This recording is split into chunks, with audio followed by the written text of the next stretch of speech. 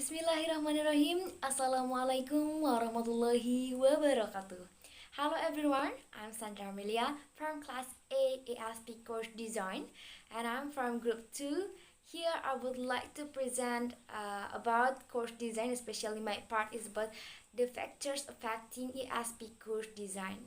Well, in designing a course, of course, we have to provide a reason basis for making its syllabus, deciding and making course materials, classroom teaching, and so on. And maybe my partner before has already told you about several questions that may appear in designing a course.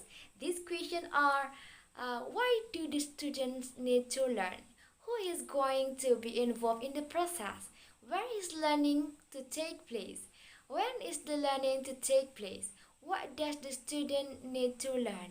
What aspect of language needed, and etc. And in this opportunity, I will discuss these basic question by considering them into the factors factors that affect the ESP course design. Alright, Hutchinson and Waters told in their book that three main factors that affect to ESP course design are language description, learning theories, and need analysis. For the first factor, that is language description, I believe in that it has already explained by my partner. She is the Degina Jakia. So here I just will discuss two of them. These are learning theories and need analysis. The first one is learning theories. The starting point for all language teaching should be an understanding of how people learn. It is important for us to know the way students learn. Besides, we also need to know the learning theories because by knowing both of them, we can choose the appropriate theories and decide appropriate method for teaching them.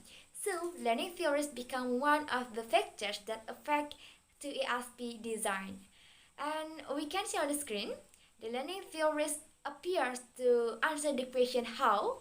How does the student learn ESP course? And it is related to learning theories. And as teacher, we need to know the learning theories to deciding the methodology in our teaching process. And here, I will share you some of the main developments in theories of how learner learn and relate each to the need of ESP learner and teacher. The first one is behaviorism. The first coherent theory of learning was the behaviorist theory based mainly on the work of Pavlov and Skinner, and it emphasizes learning as habit formation. This theory says that learning is a mechanical process of habit formation and proceeds by means of the frequent reinforcement of stimulus-response sequence. And the basic exercise technique of a behaviorist methodology is pattern practice, particularly in the form of language laboratory drills.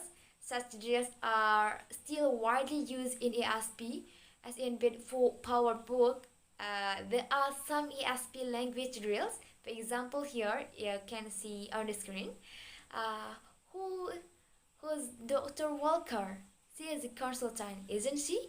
Who does Manuel Silva work for? He works for the NDA, doesn't he? And etc. Yeah, if you want to find another example, you can read Hutchinson and Waters' book. And then the next one, the next learning theory, that is cognitive code. Yeah, also will argue that behaviorist theory tend to portray the learner as a passive receiver of information, while cognitive view takes the learner to be an active processor of information and emphasizes learner as thinking beings. Here, learning is a process in which the learner actively tries to make sense of data. In other words, it means that the learner learns by thinking about and trying to make sense of what learners see, feel, and hear. In simple terms, this cognitive code focus on problem-solving activities. And in ESP, such exercises have often been modeled on activities associated with the learner's subject specialism. Here is the example I can see on the screen. Giving an issue and ask student to answer and solve it. Recently the cognitive view of learning has had a significant impact on ESP through the development of courses to teach strategies. And the next one is the affective factor. These affective views emphasize that learners are social beings. As we know that people think, but they also have feelings. Learning, particularly the learning, it has a relationship between the cognitive and emotional aspect in learning itself, and it's one of the one of the vital importance to the success otherwise language learning experience. The cognitive theory tells us the learner will learn actively think about what they are learning, but this cognitive purposes the affective factor of motivation. Before learning actively think about something, learners must want to think about it. Learners should have the willingness to think or learn. Moreover, it's not only the willingness, but in the ESP course, learners also should feel a need to learn. And the emotional reaction to the learning experience is the essential foundation for the initiation of the cognitive process. And the next point that the next factor that affect into ESP design is needs analysis. In the beginning appears the question, why do these learners need to learn English? Actually, it's not the question that only starts ESP course, but this question also can be asked to any course, general English, ESP, and others. It shows that all courses are based on a perceived need of some sort. And here we shall be seeking answer to two questions. First question is, what do we mean by needs? Second, what kind of information should a need analysis tell us? Well, for the first question, the first answer for the first question, lies in the first question about need analysis. In the language-centered approach, the answer to this question will be the ability to comprehend and or produce the linguistic features of the target situation. And the second question, the kind of information that should a need analysis tells us is target needs and learning needs. The first one, target needs. What are target needs? You can see on the screen. Here is a target situation analysis framework. To get the information about target needs, you can ask several questions. For example, here the first, why is the language needs? And there are several possible questions to answer that question. And the next is, how will the language be used? What will the content areas be? And then, who will be the learner use the language with?